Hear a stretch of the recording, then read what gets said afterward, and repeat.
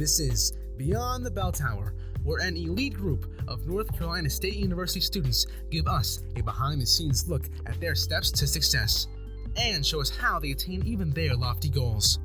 These students, who are in the top 10% of the country, are active in student support services at NC State, a nationally recognized program designed to provide support for low-income, first-generation college students.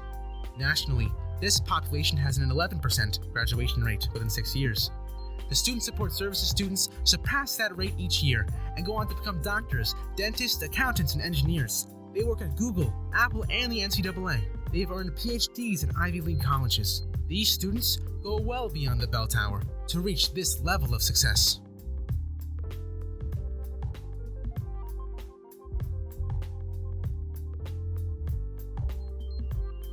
Hi, I am Toinette Powers. I am a current senior at NC State University. My majors are in international studies as well as psychology with a minor in Spanish, and I will be one of your current speakers on this podcast. I am Brianna and McCray. I am a senior in psychology and political science, and I'm also going to be a co-speaker. Hi, I'm Isaiah Abridge. I'm a business administration major, class of 2023 or 22, we'll see. And I'll be one of your podcast speakers. And Toinette, Brianna, Isaiah are all trio students at North Carolina State University, as well as Caldwell Fellows, one for each of the classes of the Caldwell Fellows.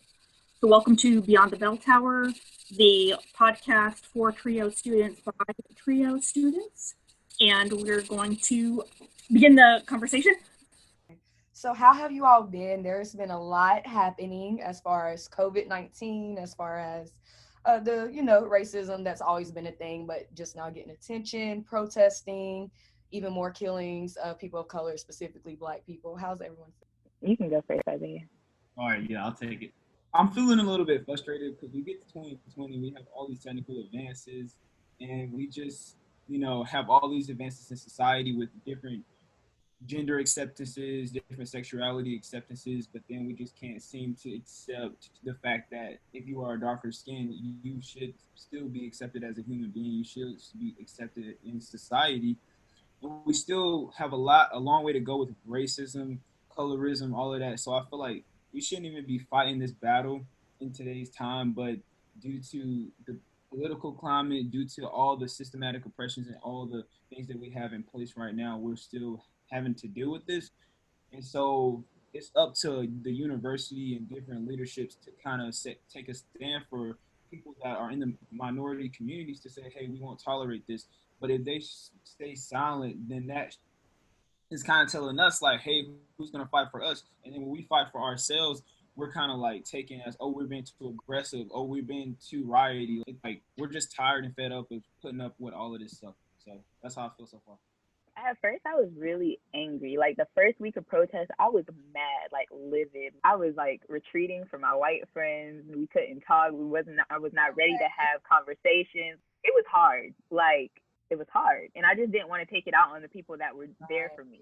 So it was just like, just give me space. I want to retreat into myself. And now my internship, I'm working on a political campaign. So I'm trying to just use all that energy for that. And I'm not as mad as I was the first week, but we have so much work to do. There's still so much to do. And police enforcement, law enforcement is just the beginning of it. There is racial discrimination in every part of everything in this country. And this is only the beginning. So it's like, okay, it's about time. It shouldn't have took 400 years. And speaking of taking a stand, let's talk about our university, NC State University, y'all. So I am a proud member of the Wolfpack, Go Pack, okay? But with me appreciating where I come from and the university that I chose, I'm also able to recognize their failures. And for one thing, there's been a lot of complaints, and I'm one of those who complain at the lack of, I'm not going to say sincerity, but the timing of their message, the statement that they had put out regarding racism, regarding the protests of George Floyd, it just was not as sincere as I think it could have been. And the timing, By the time the letter was sent out to students, there were already many complaints. Other universities had already made statements a week prior. And I understand like it takes time to write these letters and these statements out. I know it's a lot, but what do y'all think about that? Like, I personally think it could have been more sincere and like straight to the point. Say it's a problem. Say that Black people are being treated unfairly. Like, just state it and just be blunt about what the issue is, and don't like walk around on eggshells, not willing to say what it is and what it's not. So, what do y'all think? Do you think that the timing was off? Do you feel like there could have been more done or said in the statement? I feel like the timing was way off. When I got the email, I was like, this just doesn't even matter to me anymore because you already failed to realize how your Black students are feeling. By not addressing it, you just showed how much you really don't care. And then it was like, we're gonna work with the students where we can and things like that. And it's just like, you've shown in the past that you don't. So how is it gonna change now? So it meant nothing to me, literally, like nothing. Part of my opinion on all of this is NC State has to follow a certain protocol with everything. Mm-hmm. You know, we have a lot of people that invest a lot of money into Mm-hmm. the organizations on the school. So part of me wants to be like, they can't just say whatever they want to because they have donors that they're trying to keep money flowing in through the campus. But then Right. the other part of me is like, what kind of campus do we want to be? You know what I'm saying? Like, what kind of culture do we want to say we have and tell students that want to enroll into this school, oh, we're very diverse, we don't tolerate anything, but actions speak louder than words, Period. We tell students that NC State is a diverse college. If we like amplify diversity and inclusion. It's like Black people are having a good time here, minorities in general are having a good time here. But then when we get on campus and we have to, file complaints every 2 to 3 weeks because somebody says something racist, that's not the culture that I was advertised when I was coming to NC State. You know what I'm saying? It's definitely two sides to every story, but NC State and the leadership team has to determine what type of culture they want to let the school revolve around and what kind of students they want to come here. Exactly. And 100%, because we understand that a university cannot control their students, as far as NC State or the chancellor or whomever cannot control each individual student and what comes out their mouth, what they text in the group chat. We understand that. But what is the issue is the aftermath. After that's done, what do we want to do about it? What does NC State want to do about it? Is there a statement? Are we going to acknowledge what's happening, and are we going to do something? And I feel like that's where the issue is, what is being done, and it just seemed like the bare minimum is being done. Because like you said, Isaiah, like we talk about diversity, we talk about inclusion, like these are words that we scream out at orientation, these are words that we scream out on these websites, and it's like that's cute and that's good, but like when it comes to actually doing the work behind the scene to get diversity within these programs, and not just with students but with faculty, it just doesn't seem like things are being done to the degree that they can be done. That's the thing, is like if a university says this is our community, this is what's important to our community, so what's the responsibility to like make sure that happens? Yeah, and like who determines like what is an inclusive, diverse community? I think I can take that. So our college would not be as successful as it is without having a successful chancellor. The chancellor has to take a stand and set an example for the university students to follow and the people around him and his leadership team. If we, like we were just talking about, if we wanted to pride ourselves upon diversity and inclusion, we have to actually take those steps to work for a more diverse and inclusive society at NC State. So like I know we always talk about like a few years ago, like we couldn't even be admitted to NC State. And that's part of why I came to PWI as well. Like, even though it's not, I didn't get, the HBCU experience, which is a good experience to get. And I feel like anybody that goes to HBCU is going to be very successful in life.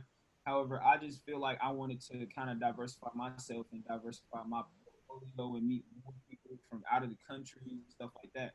In doing that, I picked NC State. But like, from the time that I've been at NC State, it's just been a lot of issues, and I can recount from the first time the university allowed T Push conference to come. So that was with Charlie Clerk and all them. And so I got like that was just a whole heated event that event was just not good for campus culture at all. Mm-mm. People, saying Black Lives Matter and people saying that no hate at NC State, and then the counteract to that was USA in America, and we're trying to promote diversity in America and promote equality in America, but you're chanting Trump 2020, USA, America. So that means that you're against what we're trying to promote, which is equality, and that's a debate like all by itself. But I just feel like it's all up to the leadership and what they want to do and what type of culture they want to bring to NC State. But it's also up to the students to hold these our leaders accountable. Like, we pay money to go to here just like everybody else does, but we should have an equal voice just like everybody else does as well. So it's all up to the leadership to provide us with a good environment to learn, grow, and succeed at college. For me, it's about leadership, people in leadership positions hearing you, but not listening to you. Everything that we say, we have been saying for years. There are people in Black organizations who have positions to where they can sit at the chancellor's table and vocalize our problems and our struggles. And he'll say things to shut them up, but he's not listening or doing anything to fix the problem. And that's my issue. So why are we here? What did you give us this seat for? We're telling you our problems, and you're pushing us to the side and brushing us under the rug like we don't matter. At this point, like, why do we listen? If you're not here for us, then why are you here? Like, I don't understand. I think the whole diversity inclusion thing is very easy to say, and it's nice to put in documentation and all the things, but understanding that with saying we're diverse and inclusive and we have all these different communities and it's all of this and that, with saying that, it comes with a lot of responsibility. And when it comes with a lot of responsibility, you have to put people in these leadership positions, whether as far as the professor, as far as the like all these leadership positions with people who understand what the mission is and who are willing to be responsible with fulfilling that mission. So to add on to that, if we want to say diversity, inclusion, we're for the people, all the things, we need to create programs that aren't just the whole workshops. Like, that's a good start, but we need stronger programs.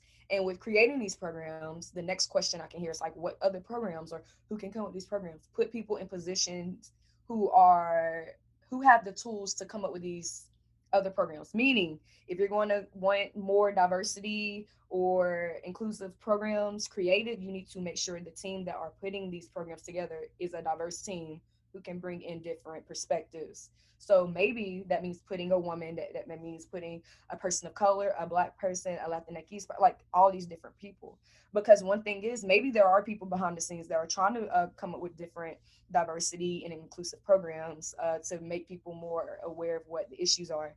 But when those people who are putting these programs not together are not, if this isn't a table full of diverse mindsets, people from different races, people from different areas of life, then how can you possibly expect them to create a program that's for diversity inclusion? Yeah, I definitely understand with that. Part of two things that I want to discuss now is Mm-hmm. first, NC State interaction with the K-12 system and minority communities, well, minority and marginalized communities. The second one is tokenism. So I just learned more about tokenism in college when I first started at NC State, and I noticed that it's been very used throughout the past few years. So like, how when diversity and inclusion first got started, it was like, oh, let's just get all these Black people and take a picture and put it on a poster, and then not really tackle the issues that they may face every day at our campus. And just tokenism is very dangerous in general because it, like you said, Brianna, gives it gives people a seat at the table, but they're not heard when they're sitting there. You know what I'm saying? So that's, and also I know NC State does a great job with summer camps and stuff like that. Mm-hmm. I actually attended ESA, which was Emerging Scholars Academy a few years ago, my sophomore year. And that was a good program, but I feel like NC State, if we want to push for a more diverse community, we need to go to these communities to where, because these high schoolers think that they don't have no way to get into NC State, with the prestige of the school and stuff. So going to these schools and starting early ninth grade year saying, hey, like, do this, this, and this, and you can make it here too. And that's just going to drive more students to this school, and also just like being an attractive school. So not, being dry and being and like putting issues to the side that needs to be addressed quickly, creating a fun, learning, diverse community, like highlighting people's talents and gifts and cultures, and not just saying, oh, they're just being loud, but actually saying, hey, like, this is a culture that we need to respect and love and stuff. And so that's how I feel about that. It's like when you were saying about students coming to the table and people saying like, oh, we want to know about your experiences. We want to do better. And so like, what does it take to actually come to the table, like to leadership, articulating what your experiences are, articulating like what you want, and if you're going to take all those sacrifices to come to the table to say those, that it's like, it's the truth. Like, are you respecting the amount of effort that it's taken me or us? And should be, it's just accepted, like out of professional respect, that there is truth behind it and that there needs to be a response. Does that make sense? I think when we come to people with these problems, a lot of times we've had them for a while and we choose not to say anything. Like, a lot of times we hold on and harbor it until the point where we get angry. Then once we get to that point where we get angry, we bring our frustrations to other people who may resonate with us. And then just to find out, well, they're feeling the same thing too. And then that just makes it just adds fuel to the fire. So at that point, you go to somebody who has the position in which they are able to say something, and where it might not resonate coming out of your mouth, but it'll resonate coming from somebody else. And then it's just at stake. A lot of times when we do that, when we gather, and because a lot of times we'll get together, and usually it's within an organization, it's planned, where we bring our frustrations like to SAC or something. We'll talk about our frustrations and what's going on in the climate at our school, and to be told, yeah, we talked about it, and it's just, he said this, and that, and then moved on to the next conversation. Yeah. And I think like exactly what you said, because if someone is willing to stick their neck out there and articulate this issue, that takes a lot of courage. One, because here I am feeling small at this big table, trying to gain the courage and the momentum to explain what's happening to me and others that I know about. And the response isn't empathetic, or it's barely a response. Understanding that just triggers even more issues, because not only am I being treated unfairly, or things are happening to me and others around me from faculty or students, but when I come and articulate this to a leader in the, not community, but the leader at the university or someone in a higher position, and I'm shut down, that not only speaks about the students and or the professors, but now I feel like I have no one who's even in a leadership position to even speak for me when they have the power to do so. So I could just only imagine, well, not only imagine, like it's like that in general. Like, you go through these issues, you find people who also go through these issues, because at first, like you were saying, you feel like you're tripping. You feel like, okay, maybe something wrong with me. Maybe I said something. But then once you start speaking to other people to make sure, like, am I tripping? It's like, oh, nah, like that happened to me too. Nah, that happened to me too. And it's like, okay, so what are we going to do about it? Let's do it peacefully. Let's converse. Let's congregate, and let's figure out who do we need to talk to actually get a change. So when we go to these people in leadership positions, hoping for a change, because they are in these leadership positions, we assume that they're for all of us, not just for a specific race, a specific gender, religion. We expect that these people in these leadership positions are there for all of us. So when we stick our neck out there and say something at this table, and it's not even received, or it's not even a response to where they're even hearing us, is disappointing, which makes it an even bigger problem for the whole community, because now no one's listening to us. So now what are we going to do to get someone to listen? We got to do something. And we don't like, violence is not the answer. But the issue is, who's for us but us? Right. It's like you telling somebody you're in pain, and their response is, that's crazy. And then continuing. Right. Now I want to punch you. Like, now I got a problem. Like, I'm in pain and you hurt my feelings. Okay. Okay. Exactly. I got a question since we were talking about all this. So, how do you all feel with the upcoming election? You know, upcoming election, and we're going to be at NC State. So, how do you feel it's going to go this year? Because this is my first year at NC State with an election. So, Mine is I'm mine. not even gonna hold you. I'm so scared. Like I heard stories. I wasn't here for it, but I heard stories about what it was like in 2016. And as a political science major, there are so many white males in my classroom, and a lot of times people like to say things just because they want a reaction, and it's not the time for it. In this climate and the political climate today, it's not the time for it. People are hypersensitive, and it's necessary as they should be, Mhm. because these people would like to say, "Oh, I'm joking, I'm joking. It's just a joke. It's not a big deal." But these are people's wounds. People have been hurt. You Mhm. can't joke about these things. And so I don't know. I'm a little nervous. Come November, if I'm not in class, I'm sorry. Listen. Look, yeah, yeah, exactly what Brianna said. I mean, it's to the point to where I know in different, well, like the black community and just different people are saying like are pushing the voting and like go out and vote, of course. And then of course you also have certain groups of people just like nah, like what's the point? We got the like we have to pick the lesser of two evils, and I get that. I like that mindset because it's a lot that has happened to get people to the emotional capacity to where they are now. I get that, but at the same time, it's like we have to choose between the lesser of two evils. I mean, whoever, in your opinion, you can have your opinion, whatever the lesser of two evils mean to you. But yeah, I think if we're on campus, I think something might go down. And when I say that, I mean it's going to be because I know when we go on campus, like the racial climate is it's going to be not it's not going to be where it was when we left. When we left, it wasn't that great.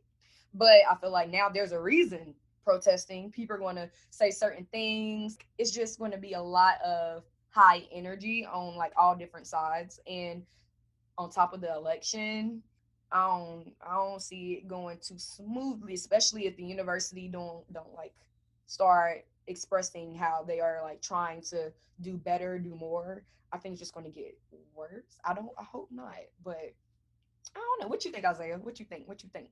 I definitely agree with you what you're saying. I don't want it to get worse, but of course, with today's climate, like things can escalate in a minute, in a second. You know what I'm saying? So it's definitely going to be up to the chancellor, the leadership team, diversity and inclusion leaders in all colleges to kind of mitigate and kind of just chill it out and smooth it out their environment that they create in their classes, their Mhm. office settings, their meetings, stuff like that.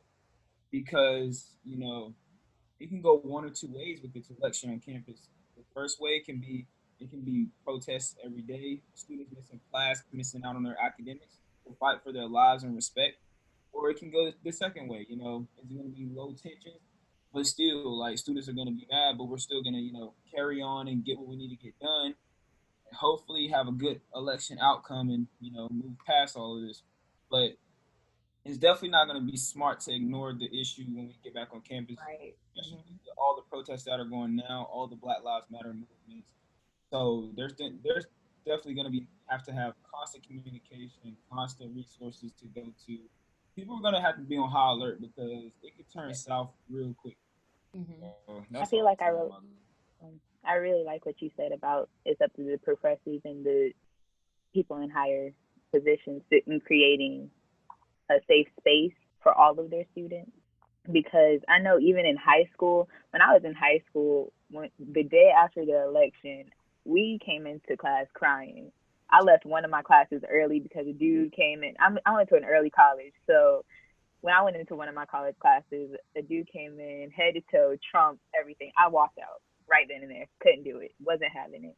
It really is about what the professors and people of higher standards or statutes are providing to their students at the time, because they're going to have to. Like, And also the university allowing the different programs that we have on campus, if like the university needs to allow these programs to also step up to the plate, because I understand that this isn't just like I'm a professor and I can just do A, B, C, and D. I understand there's hurdles you have to go through, permission you have to get from different people in position. It's a whole thing.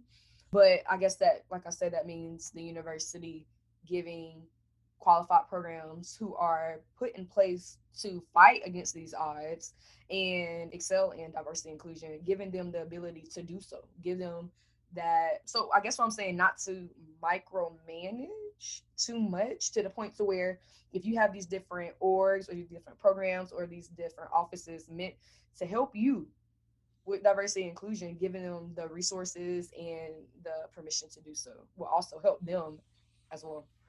So during the last two elections, we had trio students who were afraid to go to class the day after for both like elections because they were afraid of what the response was going to be to a point of safety. And so because if you're the only person of color, regardless of like there's a separateness of like safety. And so that was the piece. So this last election, I was going to just say with regard to the program, we had students who were afraid to go to class. And so we helped them with like getting excused absences. Like, how do you do that? Right. And then they were afraid to go to the dining halls. So we were able for them to get the to-go boxes. And so here's Trio. We're helping students not have academic repercussions because of the community, like their level of safety and comfort level on the campus, helping them not go to the dining hall, so we're another place where they don't feel safe. We're not doing anything or I guess is like to make sure the dining hall is safe. You know what I'm saying? And so it's like, is it change or like changing the community, or is it just making it a little bit easier for like the student? But it's actually not improving the student's experience at NC State. So I think that's the thing I'm kind of asking is like, what do like what's the responsibility of programs? So I guess, all right, so we got MSA and they're part of the multicultural student affairs. And so they provide a space to where students can go and feel comfortable in their own skin and talk about certain issues and just be comfortable in being at NC State. And we have Trio, they provide services for minority communities. And then just whatever community that you're in at NC State, if they make you feel comfortable and they make you feel proud to be who you are, then I feel like those spaces should take up more space within NC State. So like if all the multicultural students have to go to the dining hall at one time to feel comfortable, I feel like they should be allowed to. But I just feel like if students they need to take up more space if they want to feel more comfortable. And that's just how it's going to be. Like during election time, if things get a little heated, give me a call. Like I'll get 20 people to come support you. If we need to if you got a free period and you want to help somebody out and go sit in their class so they can feel more comfortable with being in that class, if they're the only Black person, then definitely do that. Yeah, I understand what Isaiah's saying. I agree, and there's a strength in numbers, but we shouldn't have to. I wouldn't say it's a job of programs to do it. I mean, it's great that you do it though, because as students of color in every ethnicity and culture, it's hard to feel safe on a predominantly white campus generally, because anything can happen. In our free expression tunnels, people are just allowed to do whatever and say whatever and get away with it. So I guess, I don't know. I really don't know how we could make that better. That's something that we would have to talk about. Yeah, I think it's Because important. as students, you shouldn't feel like that. Your safety should not be at risk because of your beliefs and who you vote for and what you believe.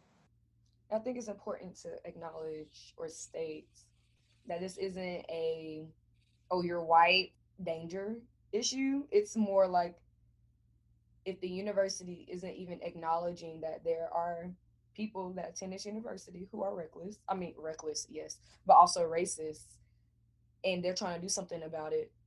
The only way as a person of color to be sure you're not surrounding yourself amongst those people is to be on edge whenever you are the minority, which is all the time at NC State, in these big groups. I just think it's important just to state, like, this isn't, oh, because you don't look like me, like, and you're white, I'm scared. It's more of a, because the university, who has the power to make it clear that they are against racism and they don't choose to acknowledge it, they're giving the people who are racist on our campus the space to express their racistness, if that's even a word.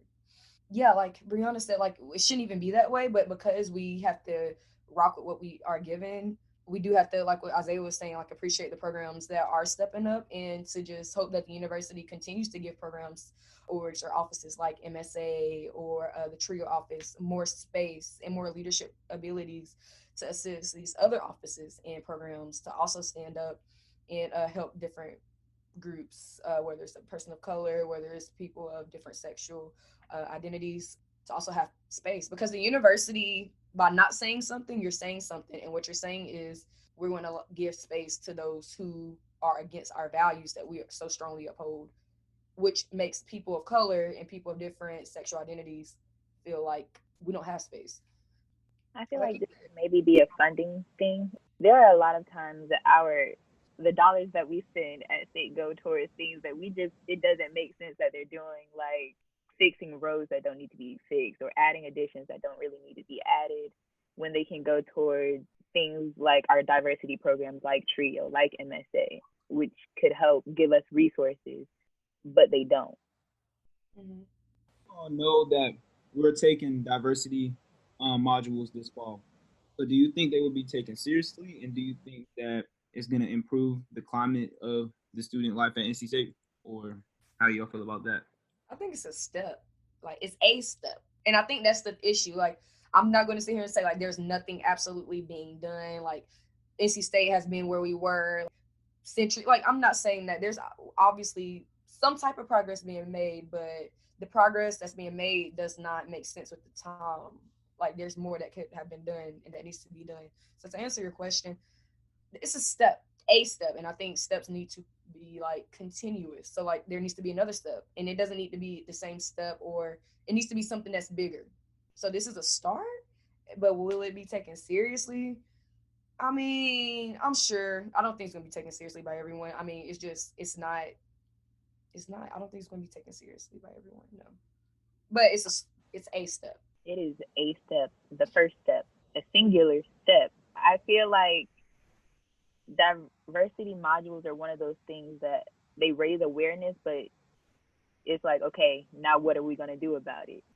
Is it going to be taken? We had to take the Title IX and the alcoholism modules, and I tell you, I skipped through all of them and just guessed on the answers. Like this is something that is that is not the solution.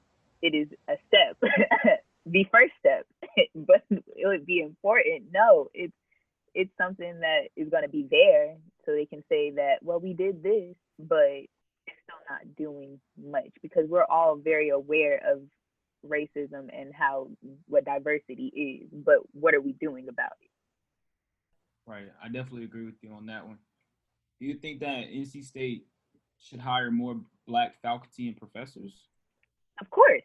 Guys, let's make a whole class about Black history, because Black history is American history. Okay, so let's make it a mandatory thing to where we need, in order to graduate, you gotta take a Black history course. Now that's a big step. Like that's a big step, because first you have to get teachers of color, specifically Black teachers, in these positions who are like educated to teach Black history courses.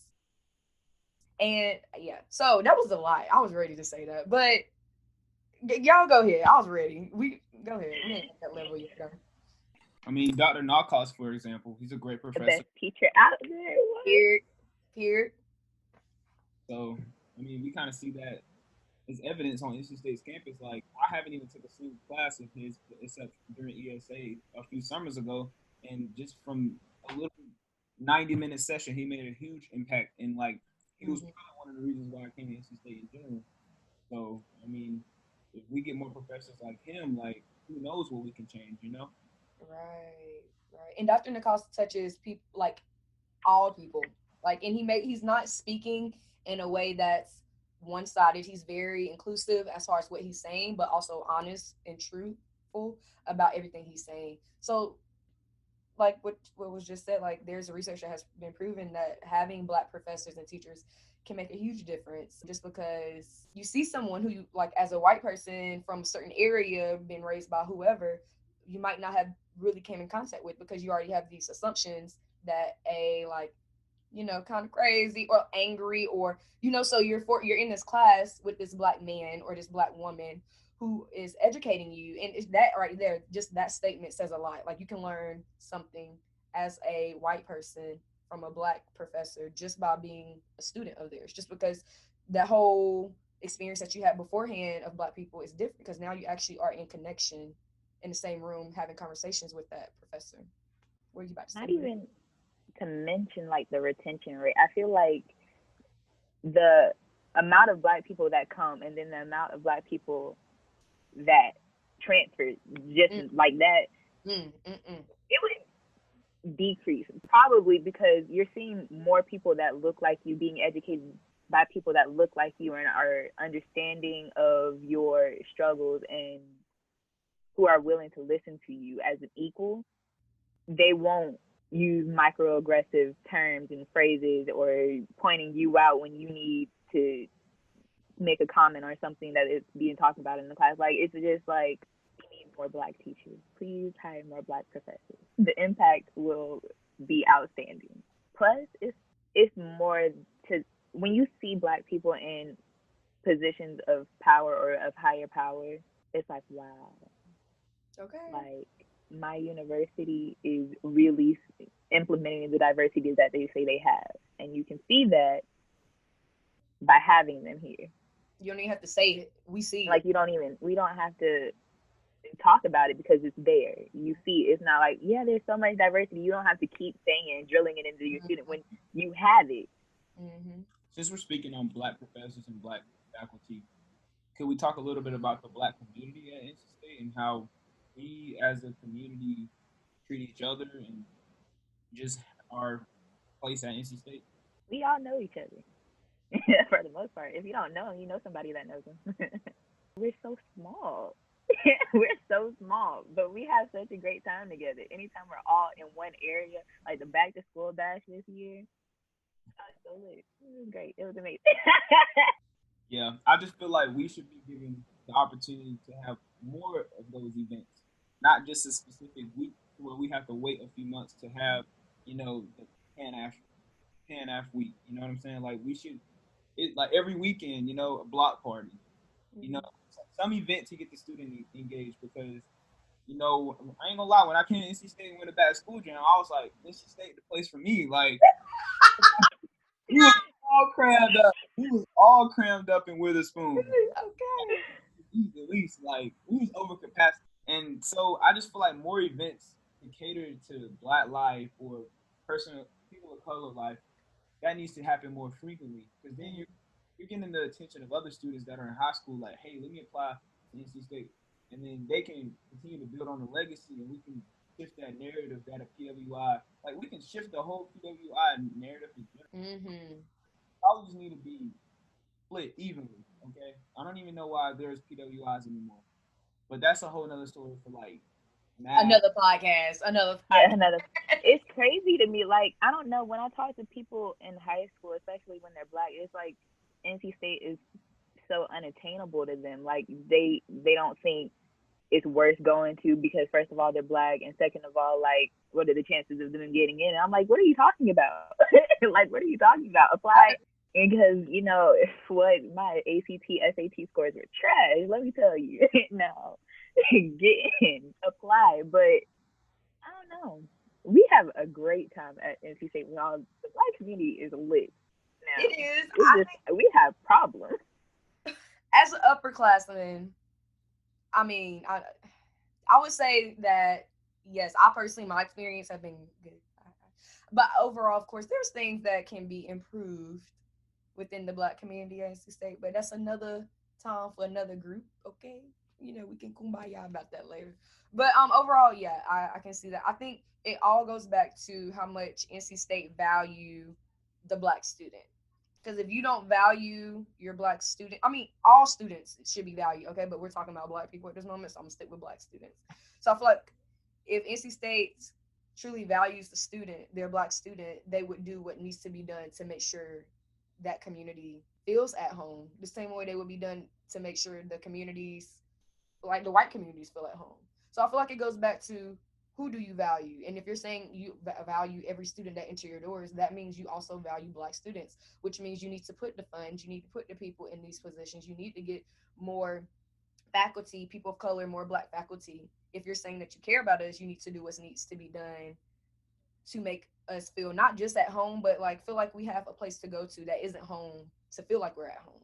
When you see these communities and these organizations thriving, you want to continue to invest in them. Like when BMI was about to get moved, like why would you, when you see this community is thriving here, their numbers are increasing every year, their retention rate increases every year, like they're doing amazing things. Why would you try to remove them from the very spot that they're at, put them somewhere else where you know they're not going to thrive as much?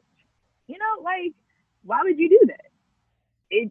That's why we feel the way that we do when it comes to our spaces and our what we cherish not being valued. Yeah. So then my thing is what you just said, that about BMI Black Male Initiative, that program, like I can see that being from someone on the outside, a person of color, a person that's not Black. I can see why that you might think that is a great idea. Like, let's move them to main campus, more space, more people they could get in contact with. But it's like, as a person of color, and if you ask a Black male who is in BMI, they might say no, because Avon is a refuge. It's a place where we can all come together and not feel like we have to be changed. So the thing is, putting people in these positions who can better articulate what needs to be changed. Because I can see it being, let's make these changes happen, and it's coming from a good place. But if you aren't putting people in these positions who actually are from these communities to help you make these decisions, you're basically making decisions based off of your experience, your white experience. But you're making decisions about Black communities. So it's like, either way you go, your privilege is just bleeding out. And it's like, okay, how about we get someone of this community to help us and assist us with what needs to be done to make this community thrive even more. You have never seen the person who is telling you we're about to move you ever in your life. They have never been in your environment. And so you're just they're just coming to you and saying, well, we're going to move you and this is why. And they're like, well, you don't see what's going on behind these walls every day. You don't live here. You've never experienced our community. You've never been to a program. We're thriving. This is one of our safe spaces. This is our home. And this is what makes us feel safe and comfortable. Why would you remove us from that? Why would you interfere with that? Why would you want to? And that value equals being part of the decision making of programs in my life. That's the key. So using a growing mindset, thinking of the problem, the connections to the problem, and then thinking of a solution. What is necessary for us to feel valued, and like for us to feel like the university also values us? And I think one of the things that we've obviously all have stated is the simple fact that we need to be a part of the decision-making process when it comes to these programs that are connected to us. It's if this is have a direct effect on us within these programs, why isn't it that we are not part of these huge drastic decisions you're making that are automatically going to affect us initially? So it's like, I've never seen you, but you're changing my experience. I've never heard you come to a program of mine. I don't even know your name. I don't, like, who are you? But all I know about you is the fact that you have the power to change this whole program or this whole experience that I initially thought I was going to have. Yeah, I would love to see Chancellor Woodson come to an event that the Black community tends to have. Like, I've never seen him at a back to school bash, but I'll see him at Packapalooza or something. So it'd be great for him to come and see our environment, what we're doing. Just imagine the Chancellor doing the flag and serve. Yo. What? That would low-key be funny. That would be funny. But like stuff like that. Like you're not afraid to be with these students. You have to be the one who leads. Like, white students are not going to feel comfortable coming to our events when it's meant for everybody if they don't see other white students doing it. But it takes white leadership to show up too. And they don't show up. They go to other events during Welcome Week, but we never see them. Yeah, I definitely agree. It's all about it's all about, like you said, Brianna, earlier, that seat at the table is very valuable. Mm-hmm. What you do at that seat at the table and what you're allowed to do at that seat at the table, that's what makes impacts. You know what I'm saying? So we have a whole week of Packapalooza, but Packapalooza is kind of diluted a little bit. You know what I'm saying? It's not catered to everybody. Because we have a lot of artists. We have a lot of culture. We would like to see some of that culture being implemented into some of these events that's on a wider scale. You know what I'm saying? So like NC State has Packapalooza. Maybe for one of the concerts we can have the baby or something. So just being inclusive into different cultures, but then making it on a grand scale so that it can be seen and accessible by everybody can change the game. Cause we had 2 More Chainz. white. We You had 2 did. Chainz. That was cute. That was cute. But like you said, a grand scale. The baby would be amazing. I've heard more white students listen to the baby on Girl, campus than okay. I'm like, I I'll don't just even be know that walking into song. Tally and hear people's cars bumping, and I'll look over and I'm like, oh, that's crazy. Crazy. Now, if you gonna listen to my music, support me, okay? Support. Right, right. Come on now. Hmm. Yeah. So I guess another solution or part of the solution could be the chancellor or those in leadership positions, um, just showing up, not taking up space, not using it as a photography or a photo op, just coming to show that yes, I'm here, I'm in the background, but I'm here. And I'm going to listen to y'all, whether it's a program with NAACP, whether it's SAC, whomever, just being present and just listening to the students. Yeah, I think that could be a part of the solution too. Just showing up, not taking up space, not like I said, taking pictures, but just being there. And it's just actions speak louder than words type situation. Like, you Right. don't got to be there It's to do a whole genuine. speech about how I'm here for y'all. I'm here for you. Can just be there, quiet and being attentive, and it's obvious that everybody see you and we know that you're there. I'll even take pictures with you. Just don't post them. I don't want to see myself on a flyer later. Listen. Unless it's paid for. Sorry, I wanted to read something because I like this NC State statement that's on their homepage. This kind of goes along with what you all were saying.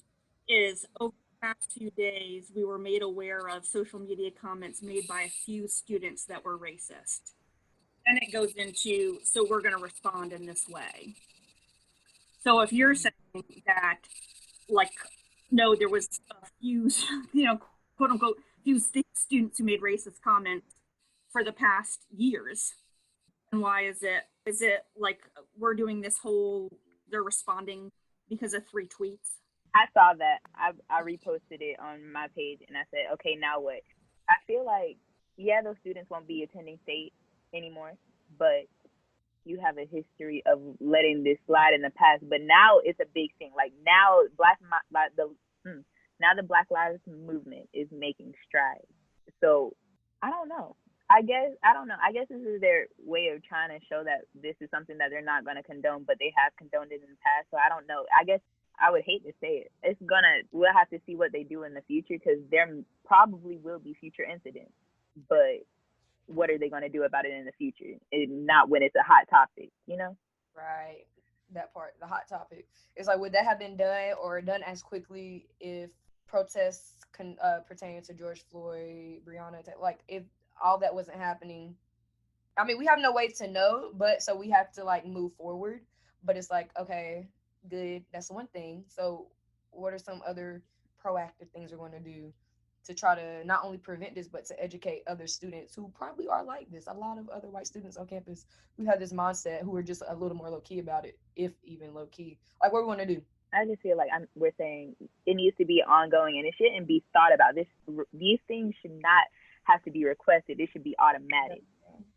Like, I don't understand what the problem is. Like, when we bring these incidents to you, when you find out these incidents, why is it so mulled over for such long periods of time? Like, this is not isolated. You need to just go ahead and handle it.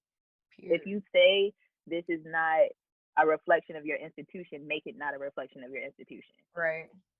Without the students having to do all of this extra stuff to make you acknowledge what's happening.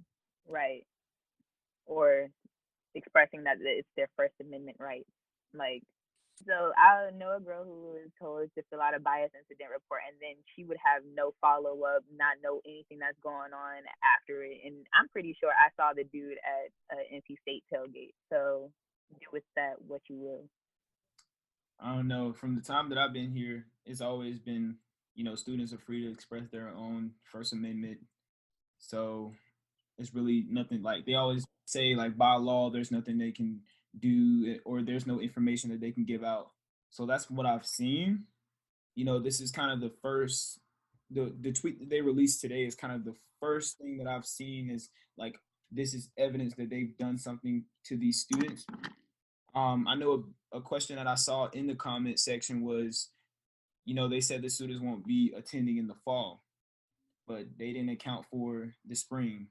So are the students not allowed to come to NC State at all, or are they allowed to resubmit their application and come again? So that's also something that they should probably address just to make it a little bit more clear. But how do y'all feel about that?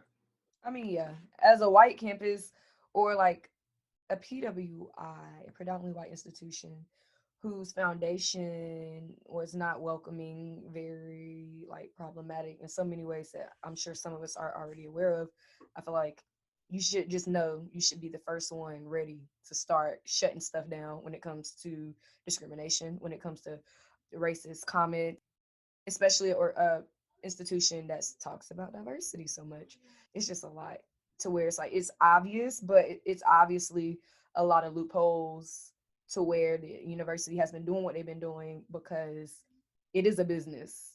And the question is like, who are these people in the business? What are their values? Because regardless whether we see them people or not, like their values will reflect. And I think that's what we're seeing now. And then the other thing I was checking on, like at the bottom of that statement on the homepage, it doesn't list any students as members of the task, or is that just saying the statement is from these people? I would like to know who's going to be involved in making these changes to these policies, because if they are white and male, how is that going to work? So how should they go about getting students to be on those leadership committees? So when they're saying like reviewing policies, determining diversity modules, like, do students need to be on those committees? Yeah. I feel like students should be involved, especially if they're students of color, because only students of color are going to know what's going to make them feel better and safer and improve their experience on this campus. Mm-hmm. What do you want to lead, Brianna? Like, what committee do you want to be in charge of? I don't know. I feel like probably maybe student engagement. Isaiah, what do you want to be in charge of? I've always wanted to be in charge of recruitment for students and college interaction with minorities and marginalized high schools. I would say similar. I had thought about recruitment as well, but also just I would be very interested in any committee that is focused on pertaining to, recruitment, as far as getting the message to different populations and different schools and assisting in the process of getting more students to come to NC State campus, specifically students of color, Black students to come to campus. And I feel like the best way to do that is to prepare, like let them know about certain things before their senior year or whatever the case is, something pertaining to recruitment, simply because one, it helps for students, especially students of color, especially Black students, to see someone who looks like them already somewhere they want to be. And on top of that, before I could be a part of a program or a committee such as that, I would need to understand the values of that committee and the process NC State is going to take to move forward, just simply because I, like with my integrity, I can't really preach about something that's not actually being done and put my name beside it. So I would definitely be interested in some type of recruitment. But with that, I am all about honesty. And on top of that, I would want to be sure that who I'm representing, the school that I am representing, the program that I am representing holds true to their values as far as diversity, as far as inclusion, or is in the process of trying to get there. And I would definitely be interested in assisting in that process and being a voice as well. So how can your Caldwell family, the entire Caldwell community, support you in your leadership positions to be in charge of the NC State community?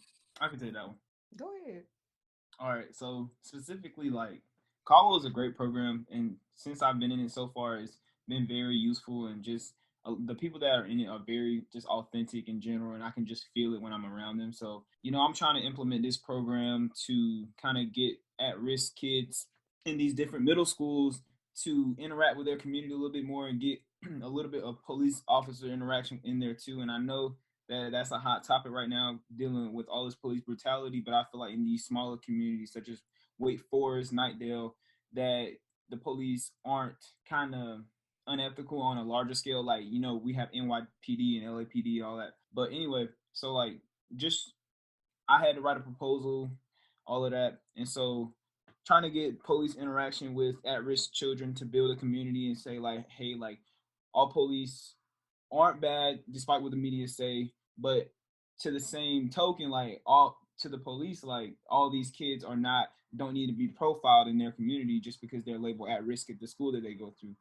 So, I feel like Caldwell is going to be a great resource for me and then all the students that are involved and just the alumni, all of that, to help me in trying to build this program up. So, yeah.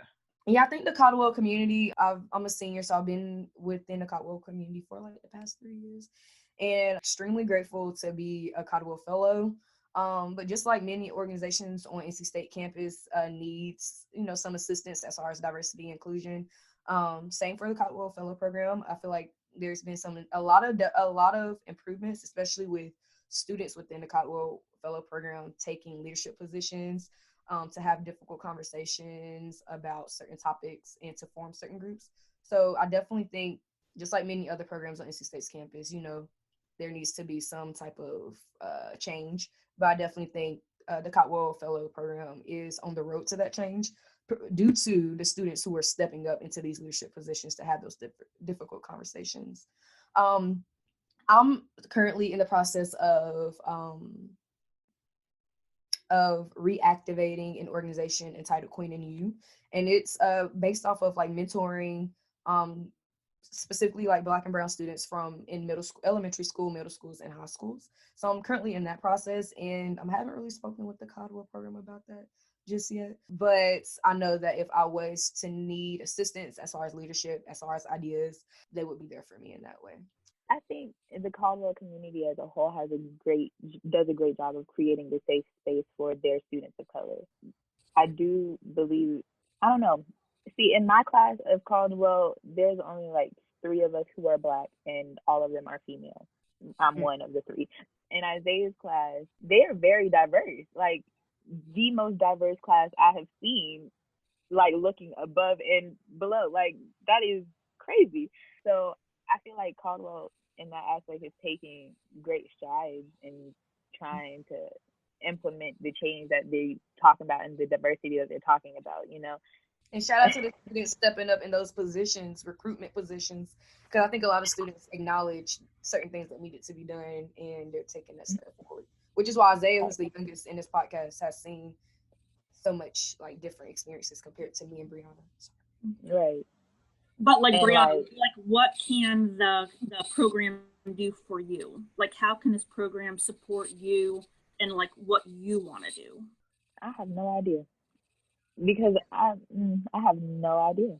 I know that if I do need anything or an ear to bounce ideas off of, they'll be there for the most part. And the resources that we have available are always of use if I'm planning what I want to do out correctly. But at this point, right now, I guess the problem is me not going to them about what I want to do. But that's just me. What can they do for you, Toinette? Like, directly for you? So if like a program says, we want a more diverse community, we need to change, and Toinette, Brianna, and Isaiah are like the top 3 students on this campus, very capable of leading, changes and making impact. So it's like, what is this program going to do to support like you each as individuals? Because you have the intelligence, the skill, the insight, the commitment to your community that you want it to change. So you are the perfect person to lead that change. And so what do you need to do? Like what resources, how do you need to be supported so that you can do that? Yeah, I would say one of the things is continuing to create a space for students to congregate. I think that's already happening because, like I said, many of the Caldwell Fellows are really into taking initiative and creating programs that aren't even officially a program just so we can have those difficult conversations.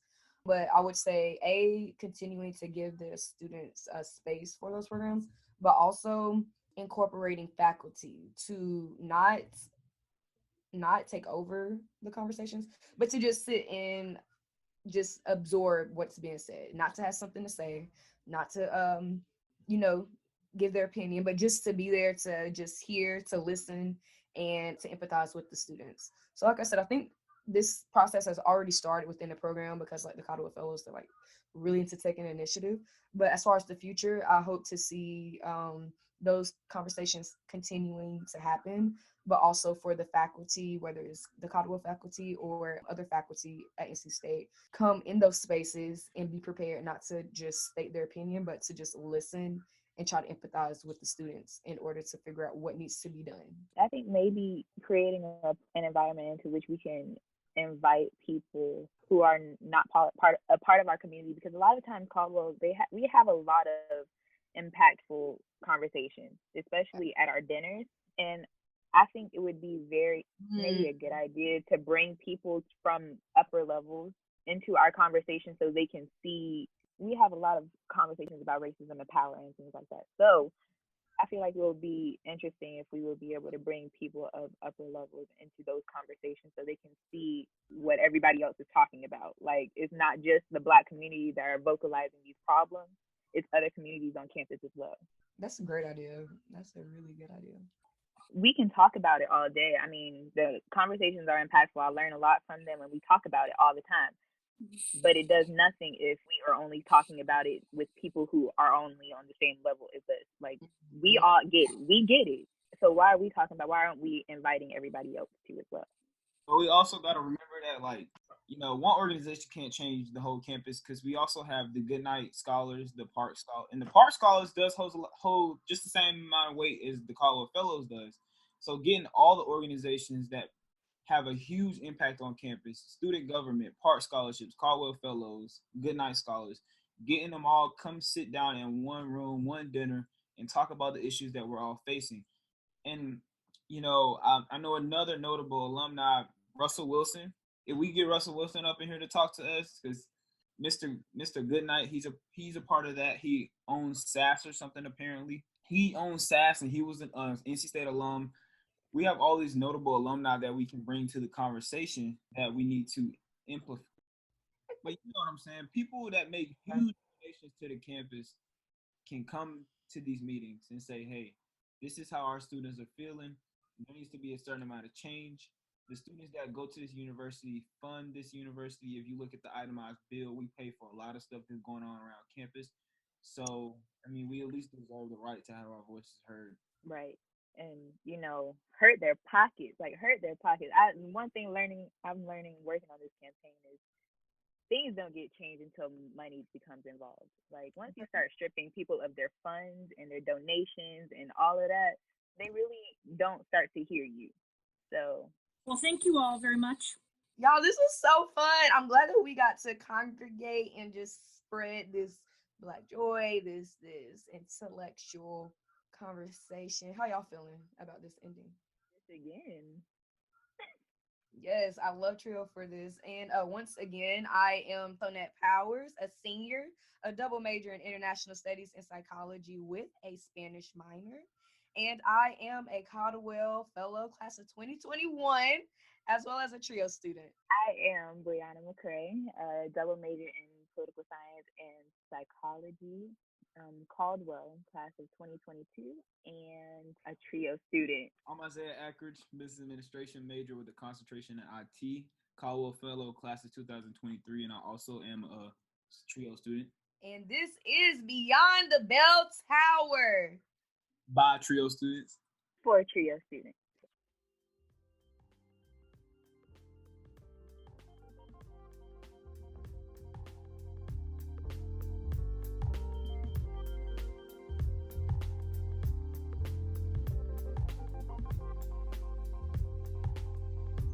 TRIO Student Support Services Program and Student Support Services STEM are federally funded college retention and completion programs. These programs focus on academic, personal, and career support for under-resourced undergraduate students. At TRIO SSS and SSS STEM, our goal is helping our students reach their goals. We are currently accepting new students to our program. Apply today. Go to www.ncsu.edu to learn more about student support services at NC State.